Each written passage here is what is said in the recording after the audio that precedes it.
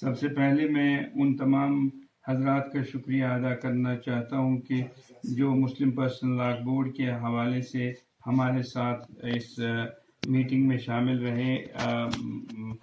ٹیلی phone کے ذریعے اور سوشل میڈیا کے ذریعے۔ ان میں سے جن لوگوں کا نام قابل ذکر ہے وہ مفتی ہمایوں صاحب کرنا سے ہے، پیرزادہ محمد شفیع صاحب دلنا بارہمولہ سے ہے، سید لطیف صاحب بخاری بیروا بڈگام سے ہے، مدثر علی راتر علاقہ رام حال تارک پورہ سے ہیں، ڈاکٹر توصیف احمد بجواڑہ سے ہیں، اور قاضی خورشید احمد زرہامہ کپوارہ سے ہیں، سید شبیر احمد صاحب گیلانی بانڈی پور سے ہیں،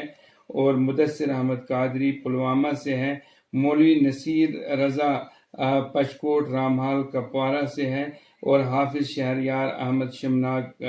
کپوارہ سے ہیں، سید محمد اشرف اندرانی کانٹ پورہ کلولاب سے ہیں، سید محمد لطیف صاحب گاندربل سے ہیں، سید محمد اشرف اشمقام اننت ناگ سے ہیں، حاجی غلام محی الدین صاحب راوت پورہ بڈگام سے ہیں، اشفاق احمد صاحب اشکوٹ بڈگام سے ہیں، اور جموں سے ہیں ایڈوکیٹ حاجی عبدالمجید صاحب، مفتی شکیل احمد ثقافی صاحب، مولانا محمد فاروق قادری صاحب، مولانا فرید احمد نعیمی صاحب، طالب حسین نعیمی، مفتی نذیر احمد صاحب قادری جو کہ صوبائی صدر ہے مسلم پرسنل لاء بورڈ کے، مولانا قاری شبیر احمد نوری صاحب، سید محمد فاروق صاحب، مفتی اقبال احمد صاحب مصباحی، مولانا ذوالفقار نعیمی، مفتی محمد اسلم صاحب مصباحی، مولانا مظفر حسین صاحب رضوی، مولانا لیاقت علی نعیمی، مولانا ذاکر حسین نقشبندی،